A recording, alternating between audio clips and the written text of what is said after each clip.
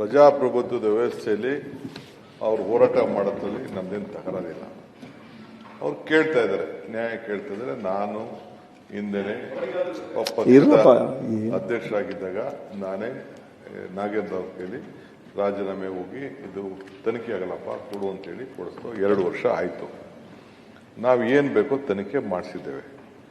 ಈಗ ಅವರು ರಾಜೀನಾಮೆ ಕೊಡಬೇಕು ಅಂತ ಕೇಳ್ತಾ ಇದ್ದಾರೆ.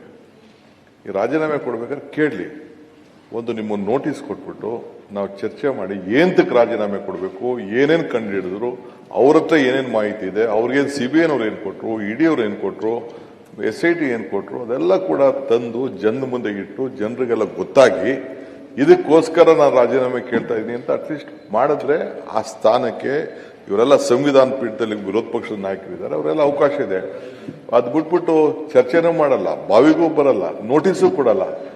ಇದನ್ನ ರಾಜೀನಾಮೆ ಕೊಡಿ ಅಂತ ಅಂದ್ರೆ ಇದು ನಾವು ಹಾಕೊಟ್ರಂತ ಒಂದು ಪದ್ಧತಿ ಮೇಲೆ ಇಲ್ಲಿ ನಾವು ಕೆಲಸ ಮಾಡ್ತಾ ಇದೀವಿ.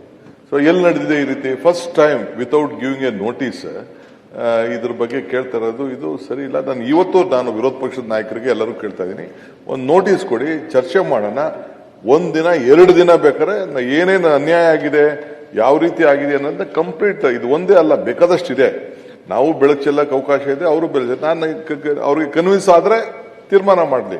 ನಾನು ಯಾಕೆ ನಾಗೇಂದ್ರ ಅವ್ರನ್ನ ಸಂಪುಟಕ್ಕೆ ಸೇರಿಸ್ಕೊಂಡಿದ್ದೀನಿ ಅಂತ ಖಂಡಿತ ನಾನು ಹೇಳ್ತೀನಿ. ಅವ್ರು ಸಮಾಧಾನ ಆಗಲಿಲ್ಲ ಬೇಕಾದ್ರೆ ಮುಂದುವರ್ಸ್ಲಿ. ಚರ್ಚೆನೇ ಇಲ್ದೇನೆ ಸುಮ್ಮನೆ ರಾಜೀನಾಮೆ ಕೊಡಿ, ಭ್ರಷ್ಟು, ರಾಹುಲ್ ಗಾಂಧಿ ಮನೆಗೆ ದುಡ್ಡು ಹೊಂಟೋಯ್ತು, ಭ್ರಷ್ಟ ಸರ್ಕಾರ, DK ಶಿವಕುಮಾರ್ ಸರ್ಕಾರ, ಇವೆಲ್ಲ ಏನೇನೋ ಹೇಳ್ಕೊಂಡು ಕೂತ್ಕೊಂಡ್ರೆ ಅಟ್ಲೀಸ್ಟ್ ಆಗ್ತದೆ. ದಯವಿಟ್ಟು ಪ್ಲೀಸ್ ಇವತ್ತು ಕೂಡ ನೋಟಿಸ್ ಕೊಡಿ, 2 ದಿನ ಚರ್ಚೆ ಮಾಡಿ, ನಿಮ್ ಎಲ್ಲ ವಿಚಾರಗಳನ್ನ ದಯವಿಟ್ಟು ತಿಳಿಸಿ.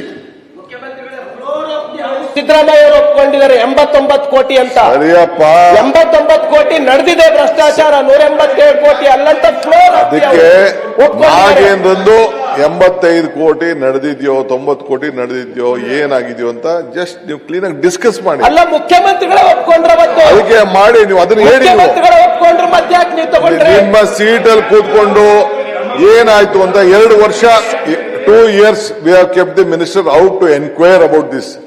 We have come to a conclusion. I have looked ಮಾಡಿದ್ದೀನಿ. ಚಾರ್ಜ್ ಶೀಟ್ ಆಗಿದೆ. ನೋಡಿ, ನಾನು ಯಾರ್ಯಾರು ಸೆಂಟ್ರಲ್ ಮಿನಿಸ್ಟ್ರು, ಯಾರ್ಯಾರು ಸ್ಟೇಟ್ ಮಿನಿಸ್ಟ್ರು, ಯಾರ್ಯಾರ ಮೇಲೆ ಕೇಸ್ಗಳಿದೆ, ಹೆಂಗ್ ನಡೀತು, ನಾನು ಹೆಸರುಗಳೆಲ್ಲ ನಾನು ಹೇಳಿದ್ರೆ ನಿಮ್ಗೆಲ್ಲ ಬೇಜಾರಾಯ್ತದೆ. ಅದೆಲ್ಲ ನಂಗೆ ಹೇಳಕ್ಕೆ ಇಷ್ಟ ಇಲ್ಲ. Let us only confine to this. If you want I tell all the names also.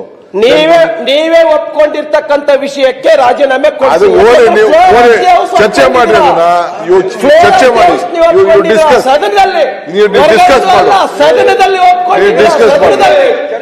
ಸದನದಲ್ಲಿ ಒಪ್ಕೊಂಡಿದ್ದೀರಿ.